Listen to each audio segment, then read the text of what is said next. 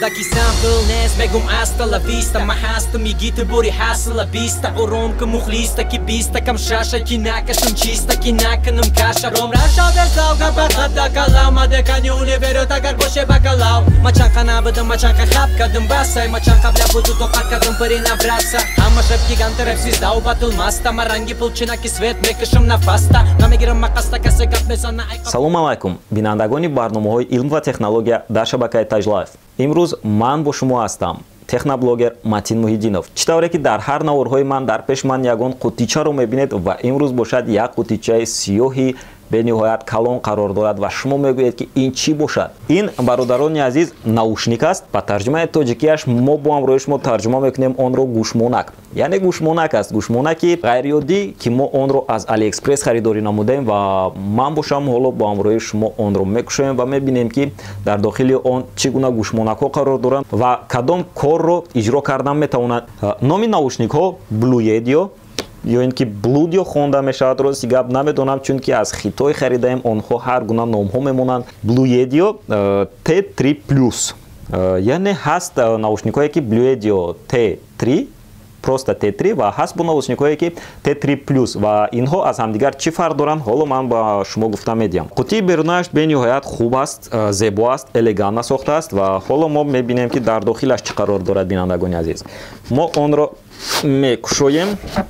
Як қутии дигар сандуқчаи зулфиё. Бинандагони азиз, ва мо ҳоло онро мекушоем ки дар дохили ӯ чӣ аст. Дар дохили ин бошад наушникҳо ва шояд зарядник ё ин ки ягон чизи дигар бошад. Мо инро ҳам мегирем.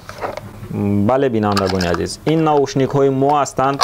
Мо ҳоло ин наушникҳоро дар як тараф мегузорем ва мебинем ки боз чӣ равон кардаанд. Ин китобчае ки дар он навишта шудааст ки чӣ гуна онро бояд истифода барем ба забони хитоӣ ва англисӣ. Мутаассифона бале забони русӣ ҳам дорад. Бинандагони азиз, шумо метавонед ба забони русӣ ҳам бихонед ки чӣ навистааст ва чӣ гуна онро бояд мо истифода барем.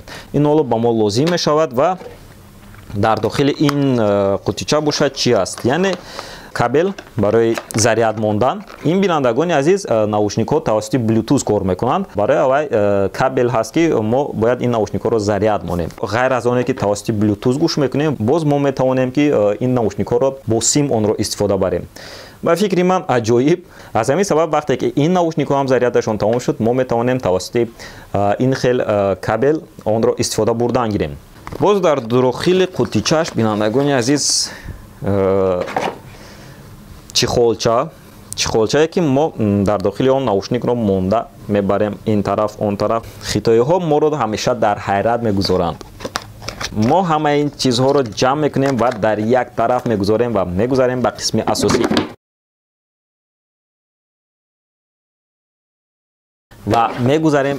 асосӣ. Дар пеши мо наушникҳо қарор доранд. Вақте ки мо онро ба даст мегирем, бениҳоят пурқувват ҳастанд нисбати он нархе ки мо онро харидорӣ намудем. Дар бораи нархаш мегӯям ки ман инро аз сомонаи AliExpress бо нархи 2300 рубл харидорӣ намудам. Ин мағоза дар Русия қарор дошт, яъне ҳастанд мо аз AliExpress метавонем харидорӣ кунем ки он мағоза дар Русия қарор дошта бошад. Агар дар ин ҳолат ҳамон чизе ки мо харидорӣ намудем дар давоми 15-20 рӯз не, дар давоми 3 ё ин ки 5 рӯз ба мо оварда мерасанд. Ва ин наушникҳоро ман вақте харидорӣ намудам, мағоза дар Русия қарор дошт ва онро дар давоми 5 рӯз ба ман оварда расондан ин наушникҳоро.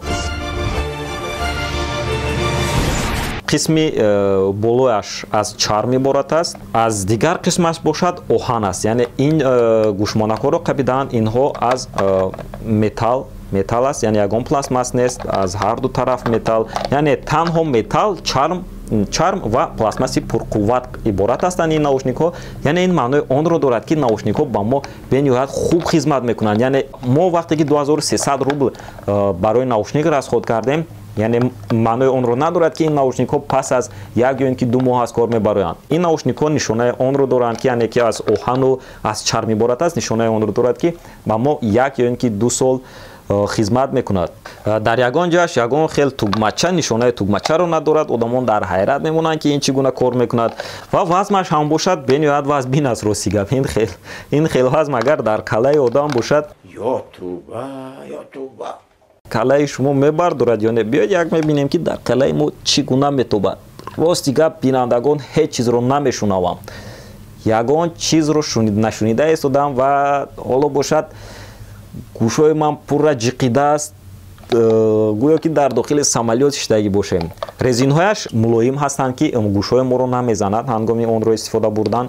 Инашам ба ман писанд омад ва биёед дар бораи асобинисти ин наушникҳо гап мезанем. Гӯшмонакҳо тавассути Bluetooth истифода мебарем, яъне мо онро заряд медиҳем ва одамон дар комментария нависагӣ буданд, ки заряди ин наушник то 3 рӯз мебарад, яъне мо онро як бор заряд медиҳем ва 3 рӯз аз субҳ то бегоҳ, аз субҳ то бегоҳ, аз бегоҳ то субҳ. И кори саросимагӣ нест. мо ин наушникҳоро метавонем истифода барем ва дар 3 рӯз як бор заряд медиҳем. Ҳангоме ки зарядаш тамом шуд, ба мо чунин кабел равон карданд, ки мо ин кабелро дар қисми поёни наушник мезанем, яъне наушники бесим, наушники симдор мешавад ва дигар қисмашро бошад обични разъём аст, ки мо дар телефони худ зада ин наушникро истифода мебарем. Чӣ хеле ки фаҳмидед шумо наушник тавассути Bluetooth кор мекунад, яъне бесим кор мекунад ва дигар асобинисташ дар он аст, ки мо ба ин наушник флеш-карта гузошта метавонем, яъне мо метавонем ҳам ба телефон пайваст карда онро гӯш кунем ва ё ин ки дар қисми болояш махсус ҷой дорад, ки мо ба он ҷо флеш-карта мегузорем ва ин наушникҳоро бошад тавассути флеш-карта истифода мебарем. Ба фикри ман хуб аст, масалан ягон флеш-картаи 1 ё ин ки 2 гигабайтаро дар дохилаш як ала мусиқӣ мепартоем ва ҳамчун MP3, яъне ягон сим, ягон чиз лозим нест. Мо як бор заряд медиҳем ва 3 рӯз мо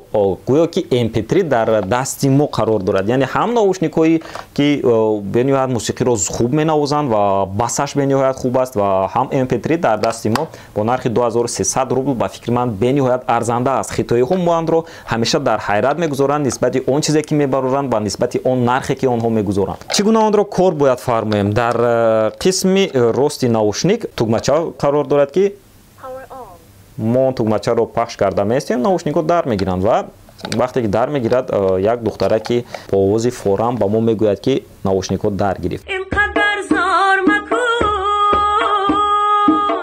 вақте ки мо дар гирондем, мо дар телефони худ Bluetooth-ро дар мегиронем ва номи ҳамин наушникро мекоҳем ва мо ҳоло кӯшиш мекунем, ки онро, яъне ин наушникҳоро биёвем, дар гирондем. Аллакай подключат шуд, яъне наушникҳои мо бо телефон пайваст шуданд ва ман ҳоло ягон мусиқӣ мемонам.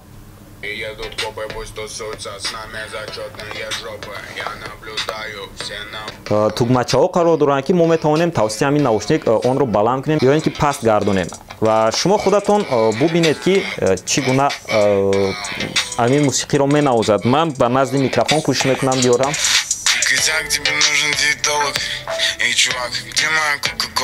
Кения ман як гӯш кунам.